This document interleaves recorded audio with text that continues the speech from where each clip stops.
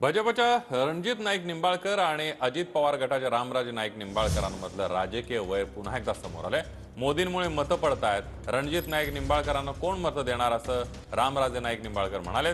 तर राजकीय अस्तित्वाला धोका निर्माण झाला म्हणून माझ्यावर टीका केली जात असल्याचं रणजित नाईक निंबाळकरांनी म्हटलंय।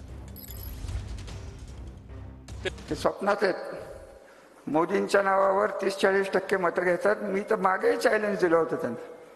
हे कशाला संजय बाबांनी सांगितलं तुम्ही अपक्ष उभा, मी राहतो 76 वर्षी अपक्ष उभा, आणि कोण कोणाला निवडून देते भाऊ।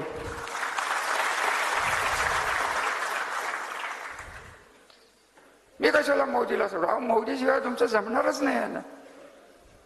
मोदींशिवाय तुम्हाला कोण मतं टाकणार आहे? ज्याला मल्टनच्या बाहेर काय माहित नव्हतं तो दिल्ली बघायला लागला। रामराजांचं हे दुःख आहे का माढा मतदारसंघामध्ये अभूतपूर्व कामं झाली आणि त्याच्यामुळे त्यांच्या राजकीय अस्तित्वाचा प्रश्न त्यांना भेडसावत आहे। अशा शेख चिल्ली सारख्या भूमिकेला त्यांचा काही संबंध नाही, अशा लोकांच्या प्रश्नांना मला उत्तर द्यायला खरंच आवडत नाही।